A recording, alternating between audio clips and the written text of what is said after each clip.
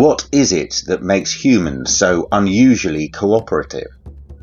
Why do we often choose to share things that most other animals would compete for, even when this goes against our direct self-interest?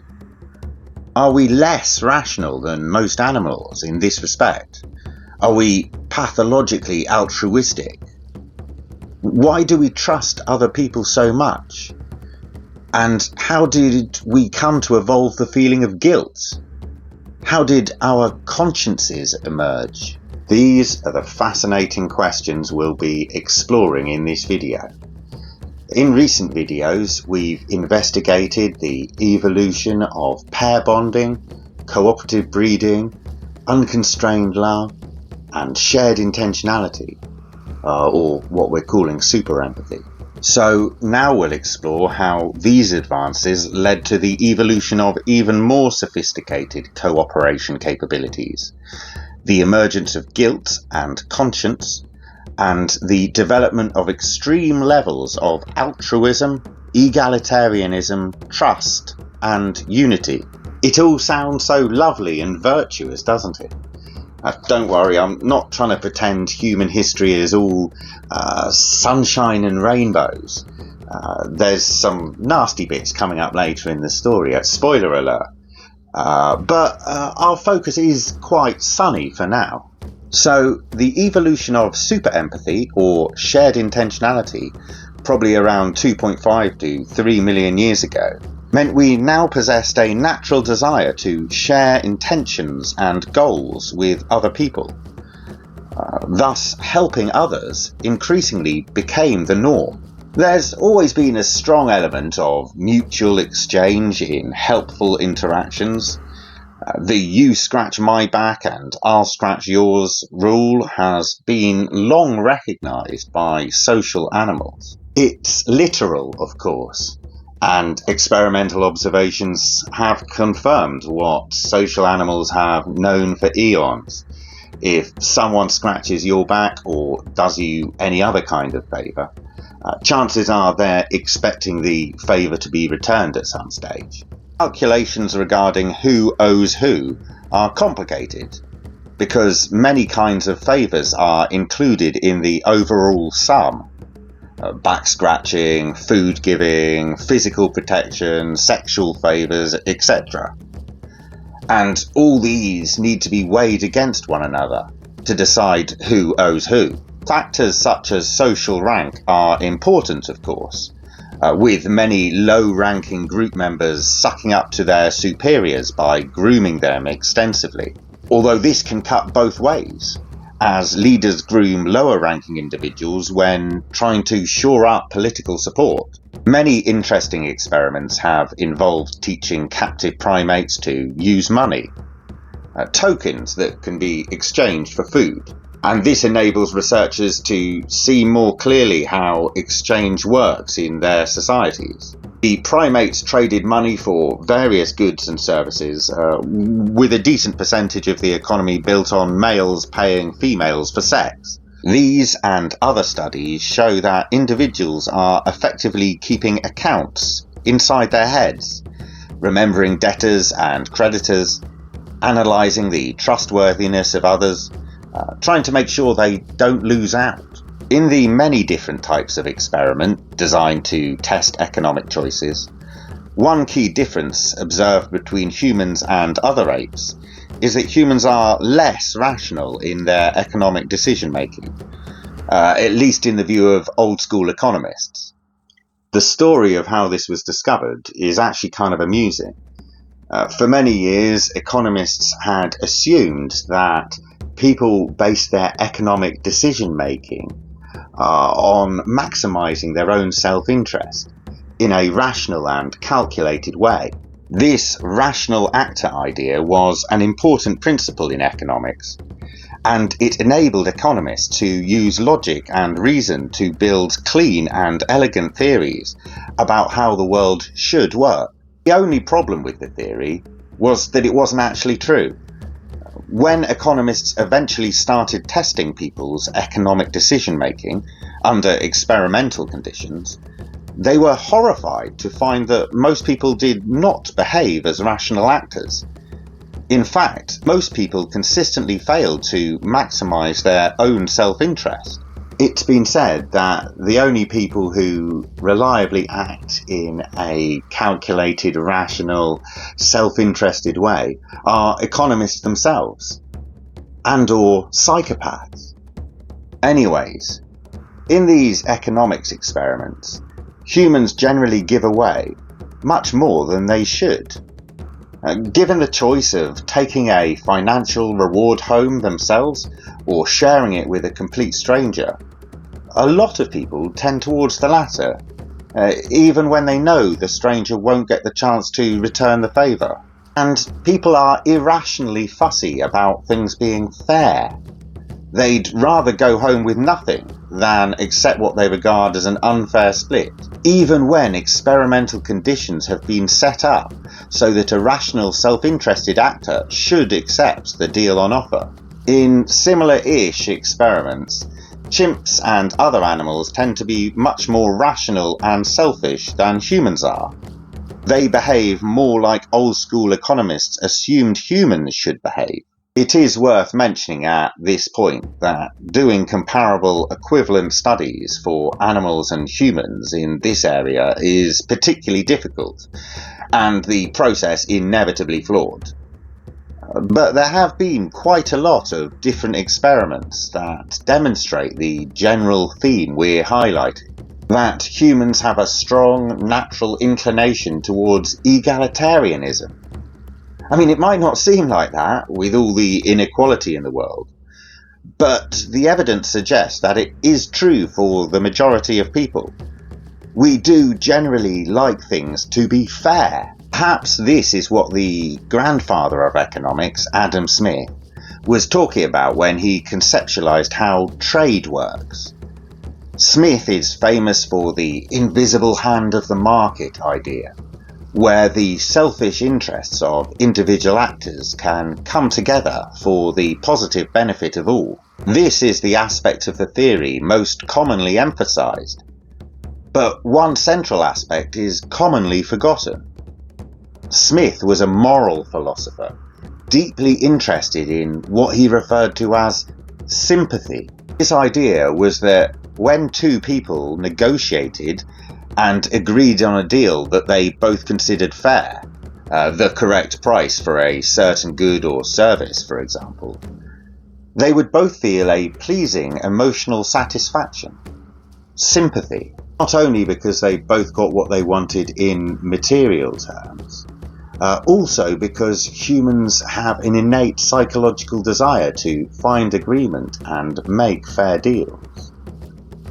Smith hypothesized that this was due to our empathetic abilities to enter into the minds of others. This sounds very similar to shared intentionality to me, highlighting that along with our love for sharing intentions and goals, we also love to share agreement with others. The shared state of mind is a reward in itself. Thus, Adam Smith, the first person to talk of self-interested economic actors, actually presumed that these actors would calculate in their own feelings of emotional and psychological satisfaction when they reached a fair deal with others. And of course, it's actually pretty rational to value the positivity of one's own emotions quite highly. So perhaps we see here how the evolution of shared intentionality or super empathy deeply affected human economic, social, and political calculations, making the results different from similar calculations made by other animals. Essentially, we've evolved to psychologically value the welfare of others significantly more than most animals do. This brings us from the subject of egalitarianism to the overlapping subject of altruism. Altruism means doing things to help others, selflessly, without furthering one's own interests, or the interest of one's genes or close relatives. And it really does seem that most animals are much less altruistic than we are. Animals are certainly capable of altruism, There's plenty of stories about dolphins rescuing drowning people, bears protecting children who fall into their cages, monkeys sharing food with an individual they feel sorry for. And many of these stories are true. But what's surprising is how inconsistent animals are when it comes to helpfulness and altruism. Again, it's hard to set up experiments that are fair. And getting into the details, you might feel that some of these experiments miss the mark or don't really show what they're supposed to show. But overall, there does seem to be a lot of experiments that do hint at something meaningful. And what's really striking is how normal it is for animals not to help others, even when it seems there's no reason not to. Imagine that you're on one side of a seafood fence and your friend is on the other. You've the option of pressing the button to bring yourself a chocolate bar, or pressing the button that brings a chocolate bar each for both you and your hungry friend. You get the same either way, so you don't lose out by helping your friend. Maybe you'd start by pressing the first button, for a joke, but the joke's only funny because it seems to us like such an absurd thing to do. Of course you're ultimately going to press the second button to bring a chocolate bar for both of you. You're not really going to sit there happily munching chocolate, just ignoring the increasingly irritable requests emanating from the other side of the fence. I mean, you can probably tell I have an evil sense of humour. I'd definitely pretend that I wasn't going to press the second button, but I would eventually press the second button to bring us both a chocolate bar, and so would you. It would seem mad not to. But apes genuinely quite often won't do that. Even when they understand the system, they're given a chance to change their mind, and they can hear their friend or even family member begging from the other side of the fence.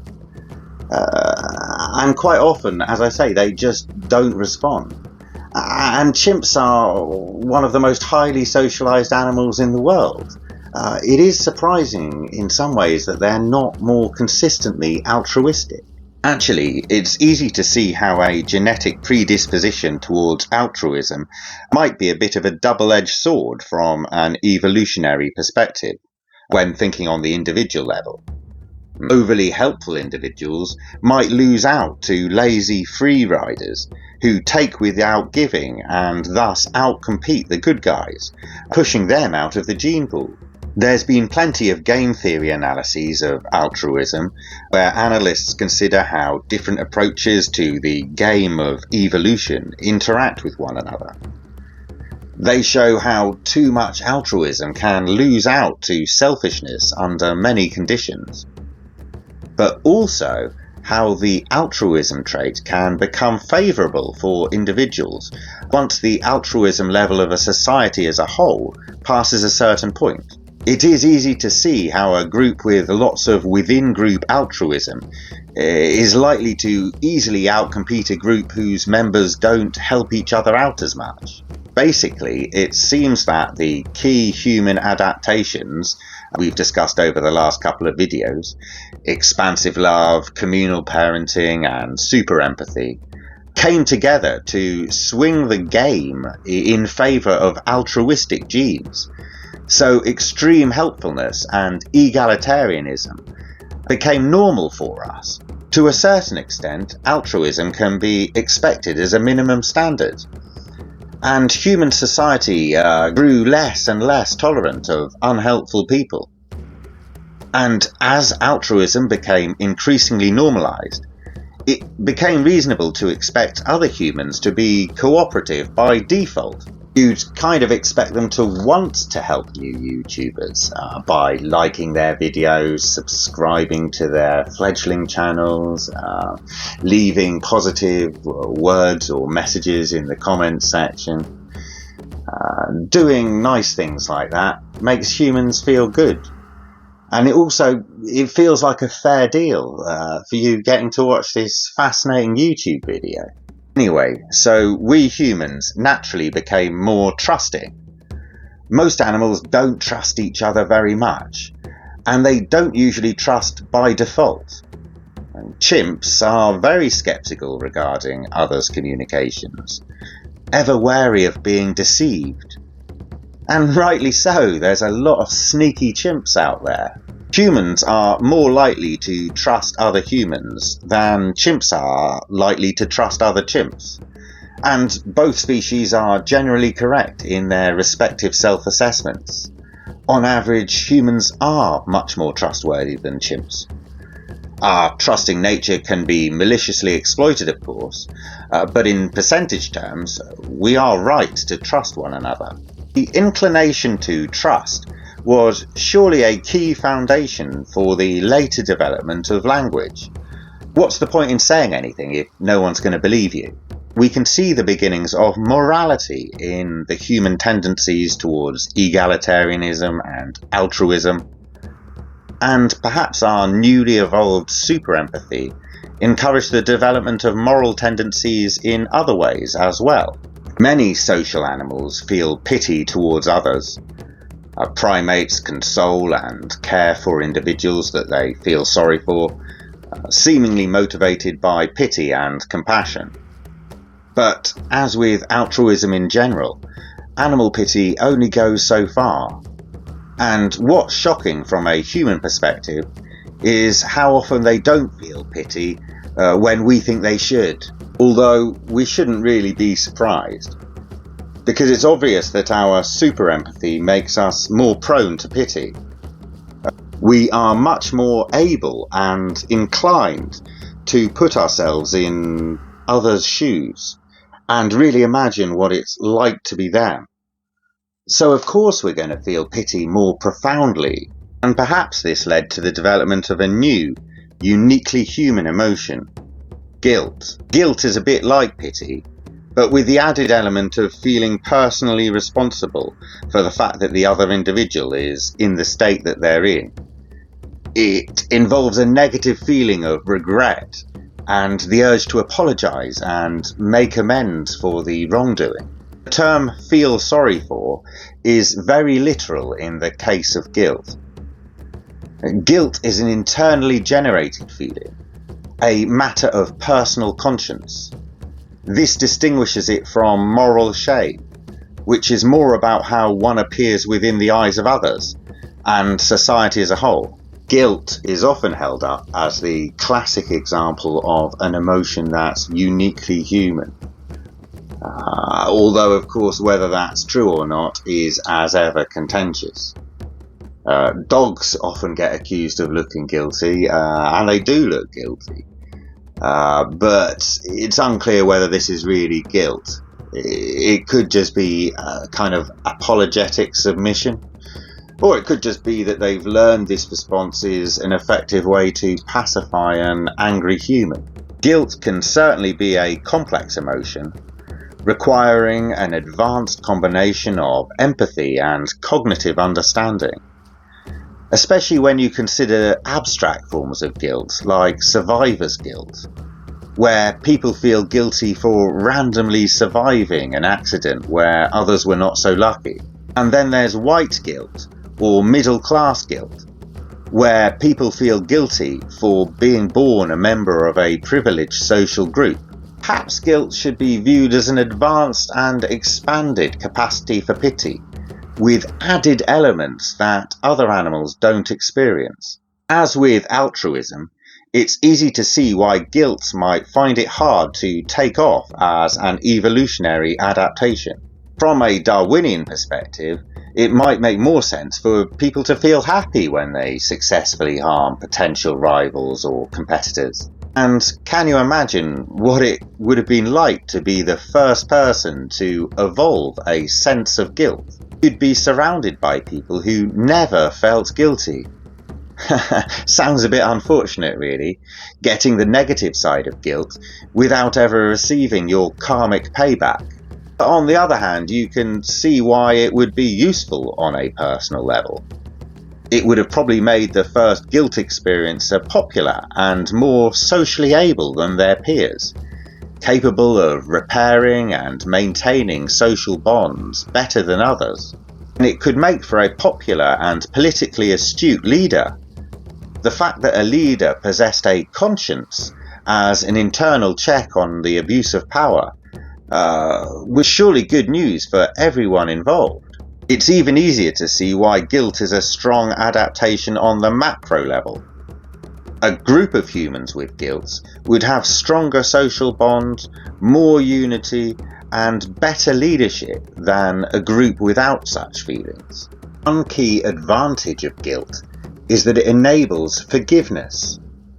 It's much easier to forgive someone who's evidently feeling guilty than it is to forgive someone who doesn't care that they've harmed you.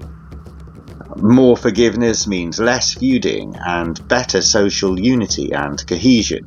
Guilt was a key factor in making human society more peaceful than it would have been otherwise, and yet another factor that helped to increase the strength of human social bonds and cooperation abilities. The evolution of guilt really is a profound thing. It's guilt that gives us our conscience. It can be argued that the evolution of guilt and conscience came along with the evolution of morality. But I think in a way it makes more sense to say that guilt and conscience came before true morality as key foundations that would ultimately enable it. We'll discuss this further in a future video. Thinking about the evolutionary timeline, it seems that guilt and extreme altruism are a consequence of shared intentionality, and so must have evolved after that. We've theorized in previous videos that shared intentionality developed around the start of the Aldewan tool culture, about 3 to 2.5 million years ago. So that would put altruism and guilt somewhere between 3 and 2 million years old, perhaps around the speciation of Homo habilis, 2.8 to 2.5 million years ago. As always, that's a very rough guess. Anyways, in the Ascent of Humanity series so far, we've seen how the first fundamental evolutionary adaptations made by early hominins all involve strengthening our social bonds and cooperation abilities. The development of romantic love created a powerful new form of bonding, which made our society stronger, and enabled the emergence of cooperative breeding practices, which brought us closer together than ever before. The evolution of paternal love, grandmaternal love, homosexual love, and deeper kinship bonds consolidated communities based on an interlocking crisscross of profound loving attachments. Love now flowed in all directions. Family ties had become stronger, and family life much more complicated. Our increasingly loving and cooperative nature combined with our intelligence to facilitate the evolution of advanced empathizing abilities, giving us the capacity to share intentions, goals, agreements, and responsibilities with others. This empathetic imagination meant the mental spaces we inhabited became much more expansive, our islands of consciousness less isolated. Super empathy enabled the development of extreme egalitarianism, altruism, and social trust. Expected minimum standards of sociability rose dramatically. It was now your duty to help others, and their duty to help you in return. Teamwork was central. We before I. The emergence of guilt was a game changer. The beginnings of moral conscience. It meant that to solve some of the problems in this world, you now had the option of appealing to someone's conscience. Appealing to conscience, something that had never existed on this planet before. So we'd become more loving, caring, empathetic, cooperative, altruistic, fair, and just. But it was not all sweetness and light. Our love had made us more jealous and possessive, and gave us many more reasons to kill, with many murders, blood feuds, and even wars motivated by love. Love can be twisted Love relationships and family relationships can be suffocating or abusive, and empathy can be used for evil as well as good, enabling a sinister level of cold calculation, sophisticated deception, and chillingly Machiavellian plotting, including the opportunity for sociopathic individuals to cynically exploit the trusting and helpful nature of most of their peers. And, of course, with the beginnings of morality came the beginnings of immorality, which is quite different from natural amorality, at least in a moral sense. And really, the birth of immorality ultimately meant the birth of evil, of real evil. Anyways, imagine how different these early human societies were compared to the relatively chimp-like societies of our pre-human ancestors. They're already beginning to feel quite different from the rest of the animal world.